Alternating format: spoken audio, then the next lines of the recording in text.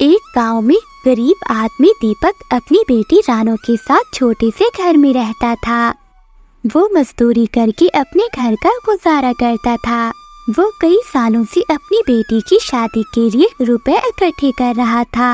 अब उसके पास इतने पैसे जमा हो गए थे कि वो अपनी बेटी की शादी कर सके। दीपक ने दूसरे गांव के लड़के के साथ अपनी बेटी की शादी तय कर दी थी। कुछ ही दिनों में दीपक की बेटी की शादी होने वाली थी। दूसरे गांव में हरक नाम का एक जमींदार रहता था जो दूसरों को बहुत परेशान करता था।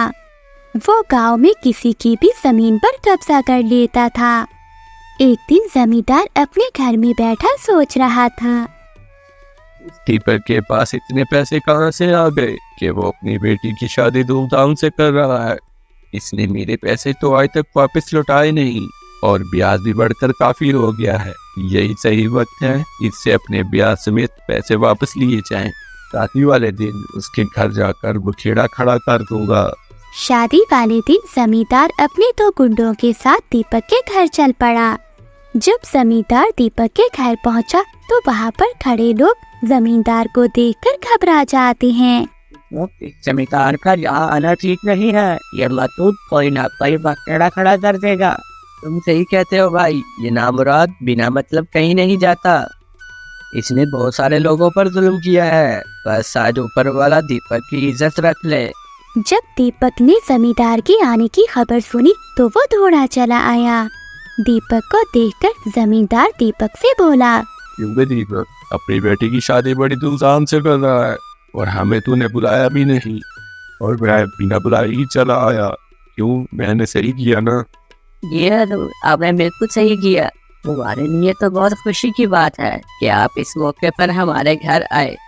अरे मैं तो खुशी में शामिल होने नहीं आया हूँ, मैं तो अपने पैसे वापस लेने आया हूँ और वो भी ब्याज समेत। आज तो मैं अपने पैसे वापस लेकर ही जाऊंगा।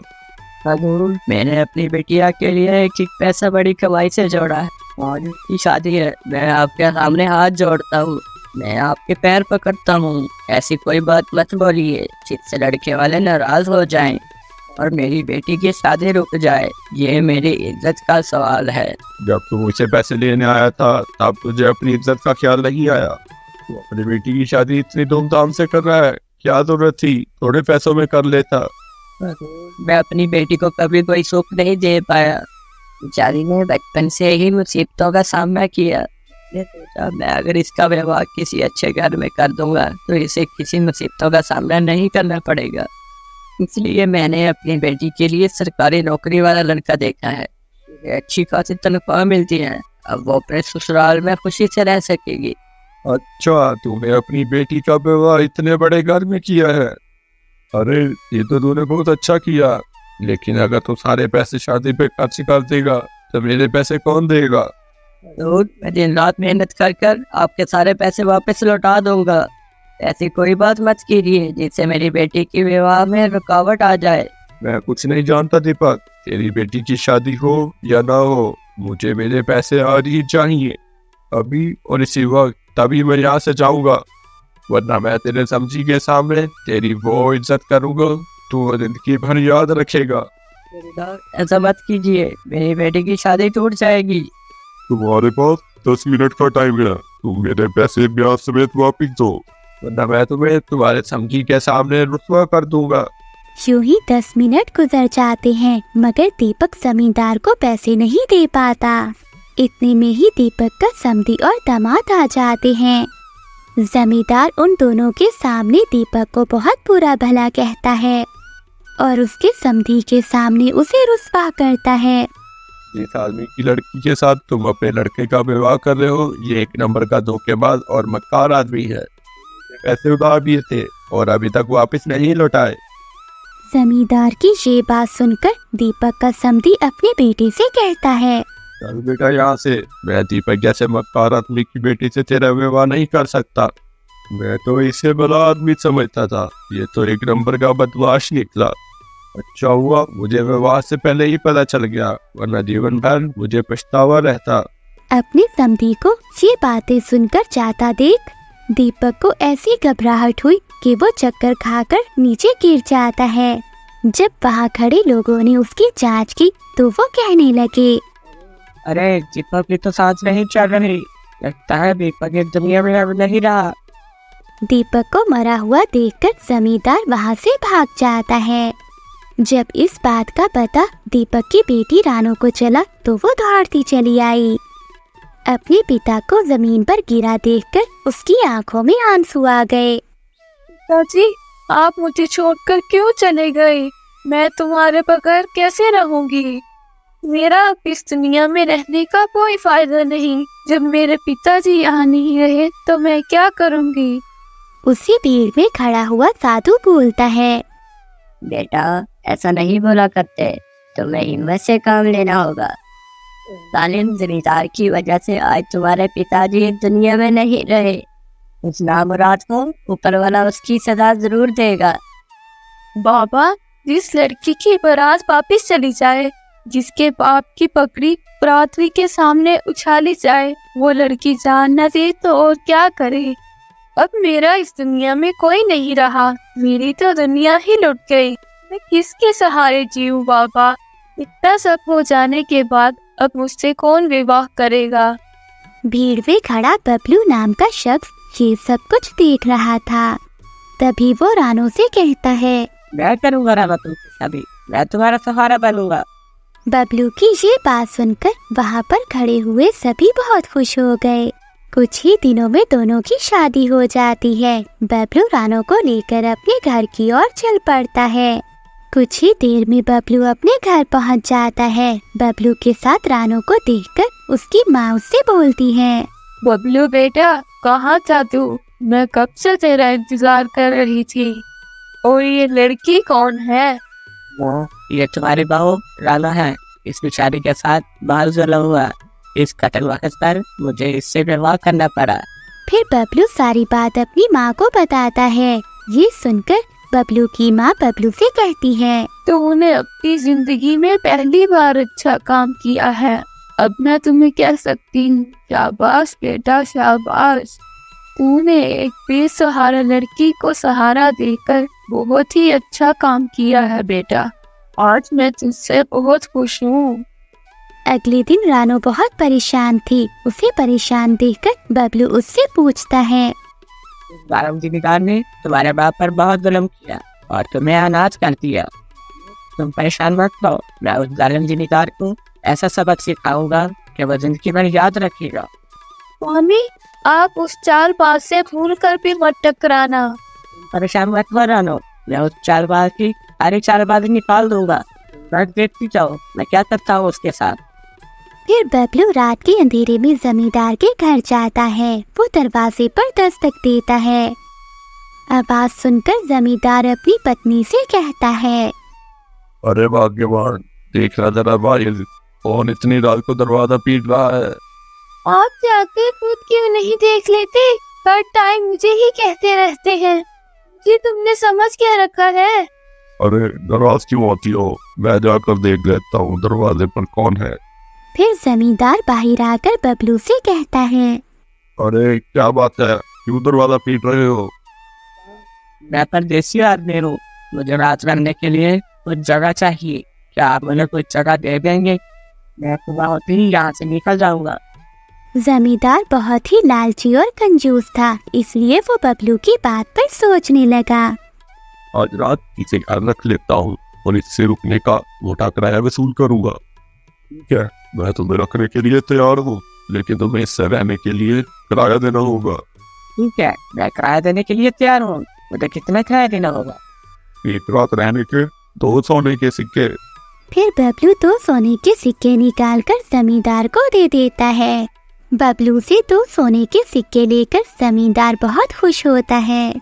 फिर वो बबलू से कहता है, चलो घर के अंदर चलो, मैं तुम्हें तुम्हारा कमरा दिखाता हूँ। जमींदार बबलू को एक कमरे में छोड़कर अपनी पत्नी के पास चला जाता है। जमींदार की पत्नी अपने पति से कहती है, ये आदमी कौन है और तुम इसे घर में क्यों ले आए? ये तुम्हारा जानने वाला है क्या?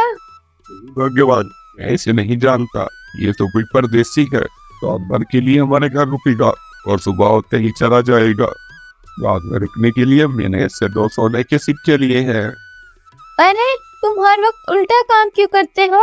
कभी सीधा काम भी कर लिया करो। इस अनजान आदमी को घर पे लाने की क्या जरूरत थी? क्या पता ये कोई ठग हो। हमारे सो जाने पर क्या पता हमारा माल लेकर भाग जाए। कह तो तुम सही रही हो, लेकिन अब मैं कर भी क्या सकता हूँ। मैंने उससे रात भर रुकने के लिए हाँ कह दिया है और उससे 2 सोने के सिक्के लिए हैं, और अब मैं उसे मना भी नहीं कर सकता। तुम एक काम करो, आज उस परदेसी के पास ही जाकर सो जाओ और उस पर ध्यान रखना, और मैं दूसरे कमरे में उसकी निगरानी करूंगी। फिर कुछ देर बाद वो दोनों बबलू के कमरे में आ जाते हैं। जमींदार बबलू से कहता है, तुमने अपना नाम नहीं बताया मुझे। मेरा नाम रामू है। बहुत अच्छा नाम है, लेकिन रामू मुझे नींद थोड़ी देर से आती है। ये मैं सोच रहा था कि अगर तुम मुझे कोई कहानी सुना दोगे तो रात जल्दी कट जाएगी। ये कहानी तो बहुत आती है, लेकिन मैं थका हुआ हूँ और मुझे जल्दी सोना है, तो कभी तो तुम्हें जल्दी जाना भी तो है। अरे भाई, इतनी भी क्या जल्दी है सोने की? आराम से सो जाना, इसे अपना ही घर समझो। अब तुम्हें इतनी सारी कहानियां आती हैं तो एक सुना ही दो। ठीक है, अगर आप इतना कह ही रहे हैं तो मैं आपको एक अच्छी कहानी सुनाता हूँ। इस नगर में एक कबंडी राजा रहता था और वो बहुत जालिम था, और उसकी पत्नी भी बहुत जालिम थी। कहानी बीच में छोड़कर बबलू चुप हो गया और वो किसी गहरी सोच में डूब गया। बबलू को ऐसा देखकर जमींदार बोला, बेटा, तुम कहानी सुनाते सुनाते चुप क्यों हो गए? मुझे एक बात याद आ गई थी। आप बड़े लोगों से भला क्या छुपाना? दरअसल मैं राजा के यहाँ काम करता था और मैंने राजा की बहुत सेवा की थी, और जब मैं राजा के यहाँ नौकरी छोड़कर जा रहा था तो राजा ने खुश होकर मुझे सोने के सिक्कों से भरी 2 थैली दी थी। लेकिन तुम्हारे वो सोनों को सिक्के से भरी थैली है कहाँ? आप भले और ईमानदार आदमी है, इसलिए मैं आपको ये बात बता रहा हूँ। ये बात किसी को पता नहीं चलनी चाहिए। जब मैं उन चिड़ियों को लेकर गाँव पहुँचा तो रात बहुत हो गई थी। अगर मैं किसी के घर रहूंगा तो वो मेरे सोने के सिक्के से भरी थैली चुरा लेंगे या फिर छीन भी सकते हैं।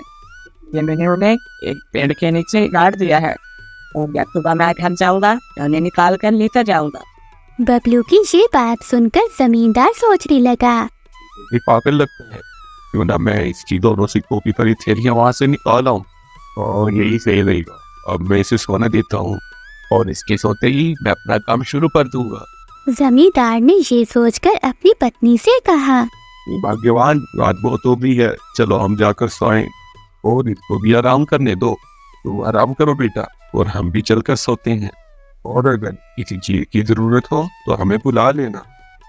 इतना कहकर जमींदार अपनी पत्नी के साथ दूसरे कमरे में चला जाता है और कहता है, पर नजर रखना, और मैं इसके सोनों को सिक्कों से भरी थैली निकाल कर लाता हूँ। अभी तुम्हारा वहाँ जाना ठीक नहीं रहेगा। पहले इस आदमी को गहरी नींद में सोने दो। ठीक कहती हो, जैसे ही ये गहरी नींद सोएगा मैं इसकी थैलियां निकालने चला जाऊंगा। जमींदार रामू के सोने का इंतजार करने लगता है। कुछ ही देर में जमींदार को लगा कि मुसाफिर सो चुका है। जल्दी से मुझे अपना काम शुरू कर देना चाहिए। फिर जमींदार चुपचाप अपने घर से निकल गया। जमींदार की पत्नी सोचती है, आज तो बहुत तगड़ी आसामी हाथ लगी है। मैं तो इसे ठग समझ रही थी, लेकिन ये तो एक नंबर का लल्लू है। चलो अब मैं आराम करती हूँ। जमींदार की पत्नी आराम करने के लिए लेट जाती है। कुछ ही देर में उसकी आंख लग जाती है। उधर बबलू सोचने लगता है, ये जमींदार तो मेरे बहकावे में बहुत जल्दी आ गया। ये तो अच्छा हो गया, जमींदार के आने से पहले पहले मैं ये सारा सामान इकट्ठा कर लूं। बबलू जल्दी से जमींदार की तिजोरी की ओर चला जाता है। जमींदार ने तिजोरी में ढेर सारा माल इकट्ठा कर रखा था। बबलू ने चुपचाप तिजोरी खोली और सारा माल एक थैले में जमा कर लिया और चुपके से वो जमींदार के घर से फरार हो गया। उधर जमींदार ने पेड़ की खुदाई की, मगर उसके हाथ कुछ भी नहीं आया। जमींदार समझ जाता है कि उस लड़के ने उससे झूठ बोला है। फिर जमींदार जल्दी से अपने घर की ओर चल पड़ता है। जब जमींदार घर जाकर तिजोरी देखता है तो उसके पाँव के नीचे से जमीन निकल गई। वो जोर जोर से रोने लगता है। अरे मैं लूट गया, मैं बर्बाद हो गया, मेरी जितनी भर की कमाई वो दे गया। जमींदार के रोने की आवाज सुनकर उसकी पत्नी की आंख खुल जाती है और वो भागकर जमींदार के पास जाती है और वो कहती है, क्या हो गया जी? तुम इतनी बुरी तरह से क्यों रो रहे हो? मैंने तुमसे कहा था उसका ध्यान रखना, मगर तुमने नहीं रखा और वो हमारा सारा माल लेकर फरार हो गया। जब जमींदार की पत्नी की नजर तिजोरी पर पड़ी तो उसके होश उड़ गए। दोनों पति पत्नी अपने किए पर अब पछता रहे थे। दोनों का रो रो के बुरा हाल था। उधर लूटा हुआ सारा माल बबलू अपनी पत्नी को दे देता है। आज तुमने अपनी चालाकी और होशियारी से उस जमींदार की अकल ठिकाने लगा दी। आज तुम्हारी वजह से उस जालिम जमींदार से पूरे गांव को रहाई मिल गई है। अगर तुम ना होते तो आज सारे मजलूम बेचारे उस जमींदार का जुल्म सह रहे होते। तुम्हारी ही वजह से आज उन मजलूम लोगों को जमींदार से आज़ादी मिली है। नानू, आज जो कुछ भी हुआ है ऊपर वाले की मर्जी से हुआ है। जमींदार के मर जाने के बाद लोगों को उनकी जमीन मिल गई जिस पर उसने कब्जा किया हुआ था। रानू और बबलू आज खुशी खुशी अपना जीवन बिताने लगते हैं। बहुत समय पहले की बात है। नूरपुर गांव बहुत खूबसूरत हुआ करता था। वहाँ एक लकड़हारा रहता था जिसका नाम राजू था। राजू बहुत मेहनती और ईमानदार था। वो हमेशा अपने काम से खुश रहता था।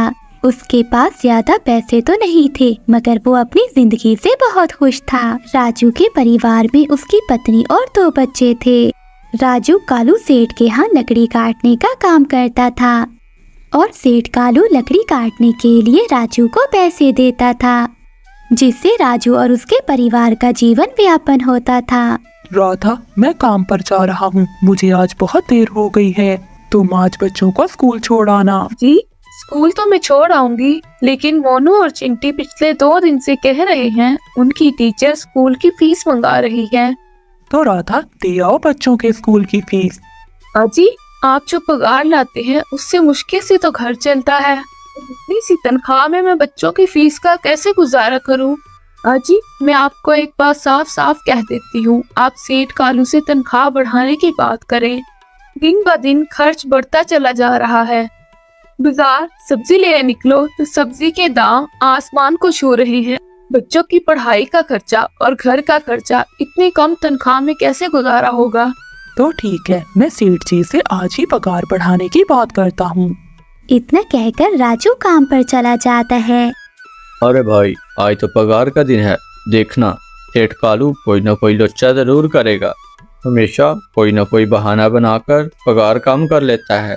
और अगली बात तो ये कहकर मेरी पगार काट ली कि जो तुमने 200 लिया था उसका ब्याज बढ़कर 1000 हो गया है, इसलिए मैं तुम्हारी पगार से 1000 रुपये काट रहा हूँ।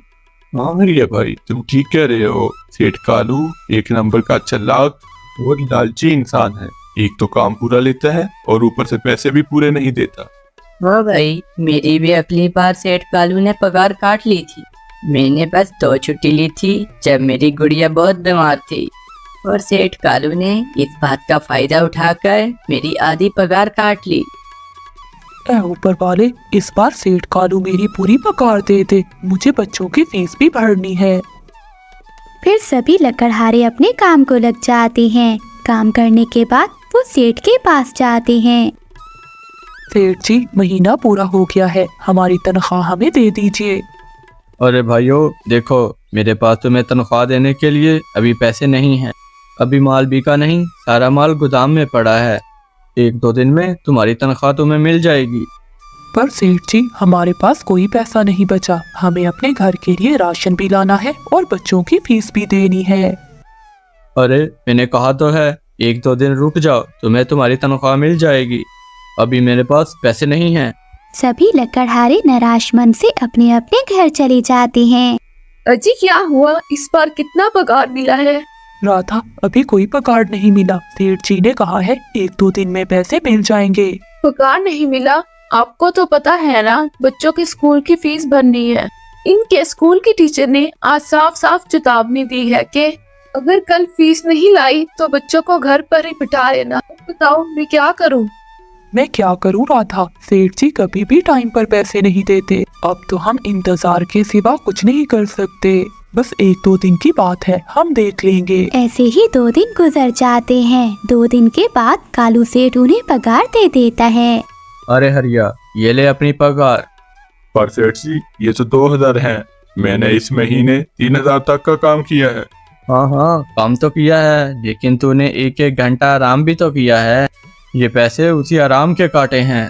पर सेठ जी, आपने तो कहा था 8 घंटे काम के 3000 मिलेंगे, और मैंने 8 घंटे काम किया और 1 घंटे आराम। हाँ हाँ, मुझे ना समझा। ये 2000 रख, अगर नहीं चाहिए तो जा कहीं और काम ढूंढ ले।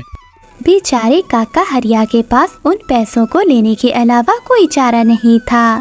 काका हरिया चुपचाप पैसे रख लेता है। ये लो तुम्हारे 2500 रुपए। मगर सेठ जी 2500 क्यों, मेरे तो 3000 बनते हैं। मैंने तो ना कोई छुट्टी की और ना ही आराम। मैंने अपना सारा काम समय पर किया है। हाँ हाँ, समय पर तो किया है, लेकिन इस टाइम बाजार में लकड़ियों का दाम बहुत कम है, वजह से तुम्हें भी इस टाइम पगार कम ही मिलेगी जब तक लकड़ियों का दाम नहीं बढ़ता।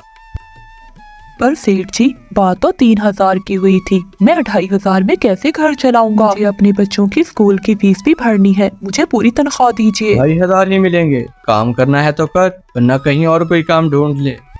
बेचारे राजू के पास भी उन पैसों को लेने के अलावा कोई चारा नहीं था। अरे भाई, ये सेठ कालू एक नंबर का बेईमान इंसान है। सारे पैसे अपनी जेब में रख लेता है और कहता है लकड़ियों के दाम कम हो गए हैं। देख लेना, किसी ना किसी दिन हम गरीबों की से जरूर हाय लगेगी। नहीं हरिया काका, ऐसा नहीं कहते। आखिर वो हमारे अन्नदाता हैं। उन्हीं की वजह से तो हमारा घर चल रहा है। अरे कहाँ का अन्नदाता, काम के पूरे पैसे तो देता नहीं है। अरे पूरा महीना काम करके क्या मिलता है? सिर्फ ये 2000। इससे घर कैसे चलेगा? इससे तो हम तरक्की नहीं कर सकते। काका, हम क्या कर सकते हैं? लकड़ी काटने के सिवा हमें और कोई काम नहीं आता। अगर कोई कारोबार करना भी चाहे तो हमारे पास कहाँ इतने पैसे हैं कि हम कोई कारोबार कर सकते हैं। अब तो सेठ कालू ही हमारे अन्नदाता हैं। कुछ देर बातें करने के बाद सभी अपने घर को लौट जाते हैं। जी आ गए आप। इस बार कितनी पगार लेकर आए हैं? राधा, इस बार सेठ जी ने सिर्फ 2500 रुपए दिए हैं। बस सिर्फ 2500? इसमें हम घर कैसे चलाएंगे? 1000 रुपए तो बच्चों के स्कूल की फीस में ही निकल जाएंगे। घर का निजाम हम 1500 में कैसे चलाएंगे? अब मैं क्या करूं राधा, हमें इन्हीं पैसों में गुजारा करना पड़ेगा। तुम ऐसा करना, पहले बच्चों की फीस भर दो, बाकी मैं देख लेता हूँ। अजी, आप क्या देख लोगे? सेठ जी से तो पूरे पैसे मांगे नहीं गए आपसे। मैंने सेठ जी से कहा था, मगर उन्होंने साफ साफ इनकार कर दिया और कहा कि लेने हैं तो लो, नहीं तो जाओ यहाँ से। सेठ जी का काम करने के बाद मैं किसी दूसरी जगह पर काम किया करूँगा। मैं आज ही सेठ जी का काम करने के बाद किसी दूसरी जगह काम ढूंढने जाऊंगा। इतना कहकर राजू काम पर चला जाता है। जैसा कि राजू ने कहा था, वो सेठ के यहाँ काम करने के बाद काम की तलाश में निकल जाता है। राजू जगह जगह जाकर काम ढूंढता है। वो बहुत सी दुकानों पर जाता है, मगर उसे कहीं भी काम नहीं मिलता। अंत में राजू थक हार कर वापिस जाने लगता है। वो सामने देखता है, एक भैंसों का झुंड उसकी ओर आ रहा था। राजू ये देखकर बहुत डर जाता है। वो इधर उधर देखता है। राजू को एक गुफा दिखती है। वो उस गुफा में जाकर छुप जाता है। ए ऊपर वाले, आज तो मैं बच गया। अगर मैं ना देखता तो मैं इनके नीचे कुचला जाता, परंतु ये मैं कहाँ आ गया? राजू ये सब कुछ सोच ही रहा था, तभी उसकी नजर गुफा में पड़ी हुई एक टोकरी पर जाती है। वो टोकरी के पास जाता है। ये कैसी गुफा है और ये टोकरी किसकी पड़ी है? इसे मैं घर ले जाता हूँ। ये टोकरी घर में सामान रखने के काम आएगी। राजू जैसे ही टोकरी को हाथ लगाता है तो गुफा में से एक आवाज आती है। रुक जाओ, इसे छूने की कोशिश मत करो। आवाज सुनकर राजू पीछे हट जाता है। तभी वहाँ एक साधु प्रकट हो जाता है। तभी वो राजू से कहता है, कौन हो तुम और मेरी गुफा में क्या करने आए हो? मुझे माफ करना, आप जो भी हो। एक भैंसों का झुंड मेरे पीछे पड़ गया था, जिससे बचने के लिए मैं यहाँ आ गया। तभी मेरी नजर इस टोकरी पर गई। मुझे माफ कीजिएगा, मुझे लगा यहाँ कोई नहीं है तो ये टोकरी किसी की नहीं होगी, इसलिए मैंने इसे छुआ। राजू, तुम्हें डरने की जरूरत नहीं है। मैं तुम्हारे बारे में सब जानता हूँ। मेरी नज़र जिस पर पड़ जाती है मैं उसका सारा एहतसाब अपनी आंखों में देख सकता हूँ। आप कौन हैं और इस गुफा में क्या कर रहे हैं? आप अपना परिचय दीजिए। आखिर आप हैं कौन? मैं एक साधु हूँ और मैं कई सालों से यहाँ की रक्षा कर रहा हूँ। मैं कई सालों से इस गुफा की रखवाली कर रहा हूँ और ये गुफा मेरे पूर्वजों की है। और इस गुफा में सिर्फ वही आ सकता है जिसका मन पवित्र हो। और अगर तुम पवित्र होते तो इस गुफा में कभी नहीं आ सकते। तुम एक सच्चे इंसान हो, इसलिए इस गुफा में आ सके और इस टोकरी को छू पाए। और तुमने इस टोकरी को छुआ है, ये टोकरी तुम्हारी हुई। नहीं नहीं बाबा, मुझे ये टोकरी नहीं चाहिए। मैं तो बस इसे देख रहा था। डरो मत राजू, तुम इसे ले जाओ। ये कोई साधारण टोकरी नहीं है, बल्कि ये जादुई टोकरी है। क्या जादुई टोकरी? हाँ राजू, ये वही टोकरी है। अब तुम इसके मालिक हो, पर जो चीज तुम इसमें एक बार डालोगे तुम्हें वही बार बार इसमें वही डालनी होगी। और इसके अलावा और कोई चीज तुम इसमें नहीं डाल सकते। और अगर ऐसा तुमने किया तो इसका परिणाम तुम्हें ही भुगतना होगा। मेरी बात ये हमेशा याद रखना और इसमें सिर्फ वही चीज डालना जिसकी तुम्हें बहुत जरूरत हो। राजू वो टोकरी लेकर घर आ जाता है। राधा, देखो मैं क्या लाया हूँ। क्या लाए हो आप? बस ये एक टोकरी? पहले आप ये बताएं, आप काम की तलाश में गए थे, आपको कोई काम मिला क्या नहीं? राधा, एक मिनट मेरी बात तो सुनो। ये कोई साधारण टोकरी नहीं बल्कि जादुई टोकरी है। राजू राधा को सारी बात बताता है जो घटना उसके साथ घटी। अच्छा, तो आपका कहने का मतलब है कि हमें इस टोकरी में कोई ऐसी चीज डालनी होगी जिसकी हमें सबसे ज्यादा जरूरत हो। हाँ राधा, हमें कुछ सोचकर ही इसमें कुछ डालना होगा। राजू कुछ देर के लिए सोचता है, फिर उसका ध्यान उन लकड़ियों की तरफ जाता है जो उसने राधा को रखने के लिए दी थी। राधा, तुम्हें याद है कि मैंने तुम्हें एक चंदन की लकड़ी दी थी? वो ले आओ। हाँ, दी तो थी। हाँ, तो तुम वो ले आओ। हम वही लकड़ी टोकरी में डालेंगे और उस लकड़ी से हम अपना व्यापार शुरू करेंगे। वो जैसे ही चंदन की लकड़ी टोकरी में डालते हैं तो वहाँ ढेर सारी लकड़ियाँ आ जाती हैं। अरे वाह, ये तो चमत्कार ही हो गया। ये देखिए कितनी सारी चंदन की लकड़ियाँ जमा हो गई। अगर आप इसको बेचेंगे तो इससे कई सारे पैसे जमा हो जाएंगे। हाँ राधा, मैं कल सुबह इन लकड़ियों को बेच आऊंगा। इनको बेचकर जो भी पैसे मिलेंगे उनसे बच्चों की फीस दे आना और बाकी पैसे हम संभाल कर रख लेंगे। अगले दिन राजू सेठ के यहाँ काम करने नहीं जाता, बल्कि वो उन लकड़ियों को लेकर शहर में जाता है। राजू ने उन लकड़ियों को बाजार के दाम से सस्ते दामों में बेचा, जिसकी वजह से आम लोगों के साथ साथ बड़े व्यापारियों ने भी लकड़ियों को खरीदा। राजू पैसे लेकर घर वापस आ जाता है। देखो राधा, मुझे कितने सारे पैसे मिले। राजू को लकड़ियाँ बेचकर बहुत सारे पैसे मिलते हैं। राधा, इन पैसों में से बच्चों की स्कूल की फीस भर देना। अच्छा, मैं काम पर जा रहा हूँ। अजी, अब तो आपके पास ये जादुई टोकरी है, तो अब आपको उस सेठ कालू के यहाँ काम करने की क्या जरूरत है? हाँ राधा, मैं सेठ कालू के यहाँ काम करने नहीं जा रहा, बल्कि वहाँ के लकड़हारों को खुशखबरी देने जा रहा हूँ, क्योंकि मेरे साथ साथ वो सब भी कालू सेठ से बहुत परेशान थे। अगर मेरा भला हो रहा है तो मेरे साथ उनका भी भला होना चाहिए। वो सब ईमानदार लकड़हारे हैं, वो सब मेहनत से काम करते हैं, मगर सेठ कालू ने कभी उनको मेहनत के पैसे नहीं दिए। इसलिए मैंने सोचा है उन सबको अपने काम में शामिल कर लेता हूँ। हाँ जी, बात तो आपकी बिल्कुल सही है। अगर आप सब मिलकर काम करेंगे तो हम बहुत ही जल्द तरक्की। बहुत समय पहले की बात है। बासीपुर गांव में एक बबलू नाम का निखटू आदमी रहता था। वो बहुत कामचोर था, उसे केवल आराम करना ही पसंद था। यह इधर उधर आवारागर्दी करता था। बबलू के पिता हरकलाल एक ईमानदार इंसान थे। बबलू की माँ उसे बचपन में ही छोड़कर चली गई थी, मगर बेटे की इन हालतों ने उसे अंदर से तोड़ दिया था। लेकिन ये लड़का मेरी मेहनत की कमाई का मोल नहीं समझता। मैंने इसे कितनी बार समझाया, लेकिन सब बेकार। बेटा, जीवन आराम करने के लिए नहीं है, मेहनत से ही सुख और सम्मान मिलता है। अगर तुम ऐसे ही रहोगे तो आगे क्या करोगे? अरे पिताजी, इतनी चिंता मत किया करो। मैं तो अपनी जिंदगी मस्त तरीके से जी रहा हूँ। बबलू के पिता ने कई बार बबलू को समझाया, मगर उस पर एक भी बात का असर नहीं हुआ। इसलिए बबलू के पिता की आंखों में हमेशा चिंता झलकती थी।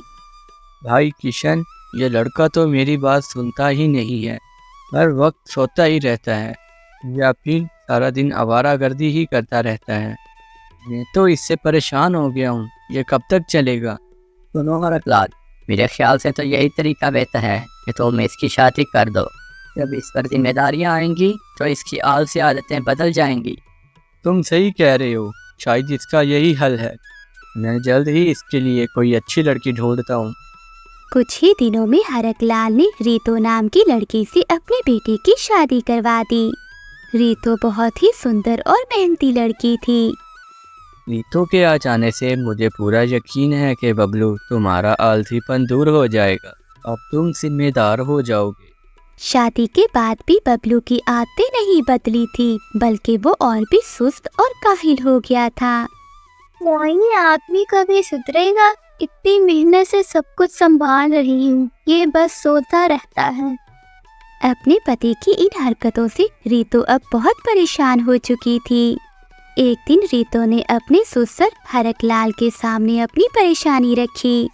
मैंने आज तक आपसे कुछ नहीं कहा क्योंकि आप घर के बड़े हो, लेकिन अब मैं मजबूर हो चुकी हूँ। आपने अपने उस निकम्मे और आलसी बेटे की शादी मुझसे कर दी। उसने मेरी जिंदगी बर्बाद कर दी है। बेटी, तुम ऐसा क्यों कह रही हो? क्या हुआ? वो कुछ करता धरता तो है नहीं, सारा दिन घर में पड़ा रहता है। आपको क्या लगा था उसकी शादी कर देने से वो सुधर जाएगा? उसने मेरी जिंदगी का चैन छीन लिया है। बेटी, लेकिन तुम चाहती क्या हो? मैं चाहती हूँ वो कोई काम करे और अपनी जिम्मेदारी समझे। बेटी, वो तुम्हारा पति है, तुम उसे प्यार से समझाओ, शायद वो बदल जाए। मैं तो समझा समझा कर थक चुकी हूँ, वो मेरी सुनते ही कहाँ हैं। या तो सारा दिन घर में पड़े रहते हैं या फिर इधर उधर घूमते रहते हैं। दिन बीतते चले गए, हालात और भी खराब हो गए। एक दिन हरकलाल का देहांत हो जाता है। पिता के जाने के बाद बबलू को और भी छूट मिल गई, क्योंकि अब उसे कोई भी कुछ कहने वाला नहीं था। एक दिन बबलू घाट पर लेटा आराम कर रहा था। उसे आराम करता हुआ देखकर रीतो का गुस्सा 7वें आसमान तक पहुंच जाता है। आपको शर्म नहीं आती? सारे गांव के मर्द सुबह उठकर अपने अपने काम को चले जाते हैं, उनकी पत्नियां आराम करती हैं, लेकिन मैं जब से इस घर में आई हूँ एक पल भी सुकून नहीं मिला। अरे रीतो, तुम कैसी बातें कर रही हो? तुम जानती हो मैं कब से काम की तलाश कर रहा हूँ, लेकिन जहाँ भी जाता हूँ वहाँ छोटे मोटे काम मिलते हैं और छोटे मोटे काम करना मुझे पसंद नहीं है। अरे मैं करूँ तो कोई बड़ा काम करूँगा। बड़ा काम कोई तुमसे होगा नहीं और छोटा काम तुम कोई करना नहीं चाहते। आखिर तुम करना क्या चाहते हो? अरे रीतो, कुछ दिनों की बात है, देखना मैं बड़ा आदमी बन जाऊँ और मेरे आगे पीछे घूमेंगे। अरे बस भी करो, तुम तो बच्चों की तरह बहाने बनाते हो। तुम मेरे पति हो, लेकिन पति वाली बात कोई है ही नहीं तुम्हें।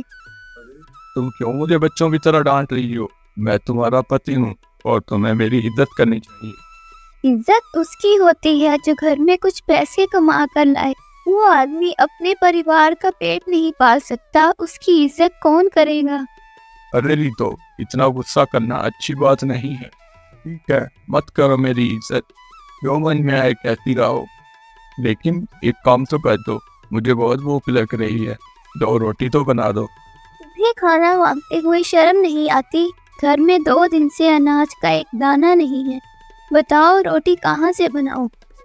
तुम्हें किसी बात से फर्क ही नहीं पड़ता। अगर तुम्हारे अंदर जरा भी शर्म बची है तो जाओ कोई काम करो ताकि हमारे घर का चूल्हा जल सके। रीतो की कड़वी बातें सुनकर भारी कदमों से बबलू बाहर चला जाता है। अब क्या करूं? ना मेरे पास कोई काम है ना कोई पैसे। आज तक उधार ही लेकर गुजारा किया, अब कौन देगा मुझे उधार? ये काफी उम्मीद है, वो हर बार मेरी मदद करते आए हैं, क्या इस बार भी मेरी मदद करते? भाई कैसे हो? आज तुम्हारी मदद चाहिए, घर में हालात बहुत खराब हैं, खाने को कुछ भी नहीं है, अगर थोड़ा उधार दे दोगे तुम्हारा बड़ा एहसान होगा। वादा करता हूँ अगले हफ्ते लौटा दूंगा। तुम्हें पता है ना, मैंने आगे भी तुम्हारी कई बार मदद की है, लेकिन तुमने कभी वापस करने की जहमत उठाई? ऐसा गाँव में कौन है जिससे तुमने उधार ना लिया हो? भाई सच में इस बार हालात बहुत खराब, तो ताने दे रही है, प्लीज इस बार मदद कर दो। बातें बनाना तो तुम अच्छे से जानते हो बबलू, पर कब तक दूसरों के भरोसे जिंदा रहो? क्या कभी सोचा है खुद के पैरों पे खड़ा होने की? अरे भाई मैं यहाँ पे कोई ज्ञान सुनने नहीं आया। अरे भाई अगर पैसे हैं तो दे दो, वरना मत दो। बबलू की ये लापरवाह बात सुनकर जीत का गुस्सा टूट पड़ता है। अरे बबलू, मेरे पास पैसे तो हैं, लेकिन मैं तुम्हें नहीं दूंगा कि तुम एक नंबर के मक्कार और झूठे इंसान हो। पैसे लेकर लुटाने का नाम ही नहीं लेते हो। हमारे जैसे लोगों की मदद करना ही बेकार है। जीत की बातें सुनकर बबलू अपने घर की ओर बढ़ा, मगर कदम भारी थे। वो एक पेड़ के नीचे साई में खड़ा हो गया। बबलू अभी अपने हालात के बारे में सोच ही रहा था कि उसे दूर से मुखिया और उसके साथ एक साथी आता हुआ दिखाई दिया। अरे बाप रे, अब ये कौन सी नई मुसीबत आ गई? या जी तो मेरे से पैसे वापस लेने आ रहे हैं, और अब मैं क्या जवाब दूँ? बस बहुत हो गया बबलू, तुमने मुझे कब से बेवकूफ़ बना रखा है। मुझे अपनी चालाकियों और झूठे वादों का हिसाब देना ही होगा। इस बार तेरी कोई बहानेबाजी नहीं चलेगी। मैं अपने पैसे वापस लेकर ही जाऊंगा। मुखिया जी मेरी बात सुनिए, मेरी हालत बहुत ख़राब है और घर में खाने को कुछ नहीं है। मैं वादा करता हूँ मैं आपकी पाई पाई वापस लौटा दूंगा। अगर तुझे पैसे देने होते तो कब का चुका देता। तेरे बहानों की कोई कीमत नहीं है। तुझसे बड़ा कामचोर और बहानेखोर मैंने कोई नहीं देखा। अरे मुझे तो धरती का बोझ कहना चाहिए। मुखिया की कड़वी बातें सुनकर बबलू समझ गया कि वो आज बचने वाला नहीं है। मुखिया जी एक आखिरी मौका दे दीजिए, मैं वादा करता हूँ मैं 1 महीने के अंदर आपके सारे पैसे वापस लौटा दूंगा। देखते क्या हो, इसे मारो, तब तक मारो जब तक इसे अपनी औकात याद ना आ जाए। अभी ये किसी से उधार लेने की हिम्मत नहीं करेगा। मुखिया का आदमी बबलू को मारने ही वाला था कि तभी वहाँ रीतो पहुँच जाती है। मुखिया जी, इनको छोड़ दीजिए। मैं आपसे वादा करती हूँ ये आपके पैसे लौटा देंगे। कृपया इन्हें मत मारिए। ये तो बस मैं तुम्हारी बात का मान रखकर इससे आज छोड़ रहा हूँ, लेकिन सुन लो, इसने 1 महीने के अंदर मेरे पैसे वापस ना किए तो मैं इसका वो हाल करूँगा जो ये जिंदगी भर याद रखेगा। इतना कहकर मुखिया अपने घर चला जाता है। कब तक मैं तुम्हें ऐसे ही बचाती रहूंगी बबलू? अगर तुमने 1 महीने के अंदर पैसे ना लुटाए तो मुखिया तुम्हारी हड्डी पसली तोड़ कर रख देगा। तो सही कह रही है, अगर मैंने पैसे वापस ना लौटाए तो मेरी हालत बुरी हो जाएगी। लेकिन पैसे कहाँ से लाऊं? और एक काम करता हूँ, मेरे पास 2 बकरियां हैं, उनमें से एक मुखिया जी को दे देता हूँ ताकि वो कुछ मोहलत दे देंगे। अगली सुबह बबलू एक बकरी की पेशकश करने मुखिया के पास पहुंच जाता है। मुखिया जी मैं आपके पैसे वापस नहीं लौटा सकता क्योंकि मेरे पास पैसे नहीं हैं। हाँ लेकिन मेरे पास 2 बकरियां हैं, उनमें से एक आप रख लें और जब मेरे पास पैसे होंगे मैं वो वापस ले जाऊंगा। अरे वाह, आज तूने काम की बात की है। जा अपनी बकरी ले आ। मुखिया जी आप अपने किसी आदमी को मेरे साथ भेज दें, वो बकरी लेकर आ जाएगा। मुखिया अपना एक साथी बबलू के साथ भेज देता है। बबलू उसे अपनी एक बकरी सौंप देता है। वो बकरी लेकर वहाँ से चला जाता है। उसके बाद बबलू अपनी पत्नी रीता के पास जाता है। मैंने आज मुखिया जी का सारा कर्ज चुका दिए है, अब वो कभी हमारे दरवाजे पर नहीं आएगा। लेकिन तुम्हारे पास तो पैसे नहीं थे, तुमने मुखिया जी के पैसे कैसे दिए? तो मैंने अपनी एक बकरी उन्हें दे दी उनके कर्ज के बदले। अब हमारी जिंदगी में उनका झंझट हमेशा के लिए खत्म। क्या तुमने बकरी दे दी और तुम इसे अपनी समझदारी मान रहे हो? क्यों, इसने क्या गलत किया? बेवकूफ मुखिया जी नहीं, आप हो। अब एक बकरी हमारे किस काम की? हाय, मेरी तो किस्मत ही फूट गई जो ऐसा निकम्मा और मूर्ख पति मिला है। अब मैं क्या करूं? ये तो मुझसे बहुत बड़ी गलती हो गई। ये तो मैंने ये तो सोचा ही नहीं, एक बकरी के साथ हमारा गुजारा कैसे होगा। कुछ नहीं पता, मुझे मेरी बकरी वापस चाहिए। किसी भी तरह जाकर मुखिया जी से मेरी बकरी वापस लेके आओ, अभी के अभी। बबलू शर्मिंदा होकर सर झुकाता है और बाहर निकल जाता है। बबलू एक जंगल में जाकर एक पेड़ के नीचे बैठकर अपनी गलती पर पछताने लगा। वो सोचने लगा कि अब हालात को कैसे संभालें। अचानक बबलू को किसी की आवाज सुनाई देती है। वो चौंक कर इधर उधर देखने लगता है। थोड़ी दूर पेड़ के पास एक साधु बाबा प्यास से बेहोश होकर नीचे गिरे हुए थे। बबलू बाबा के पास पानी लेकर जाता है और उसे पानी पिलाता है। उसके बाद बाबा होश में आ गए। धन्यवाद बेटा, ने मेरी प्यास बुझाई। अब मुझे पता है तुझे कौन सी परेशानी सता। बाबा, आप मेरी परेशानी कैसे जानते हैं? बेटा, मैं तेरी परेशानी का कारण जानता हूँ। गांव का एक मुखिया तेरी एक बकरी ले गया है। तूने गांव वाला से कर्ज बहुत ज्यादा ले रखा है और तेरी पत्नी भी तुझसे नाराज है और तू यही सोच रहा है इन सब मुसीबतों से कैसे छुटकारा पाया जाए। बाबा, आपकी सारी बातें सही हैं, लेकिन मैं इनका हल नहीं निकाल पा रहा। मुझे समझ नहीं आ रहा कि मैं क्या करूं। बेटा, हर समस्या का समाधान होता है। रख और सच्चे मन से प्रयास कर।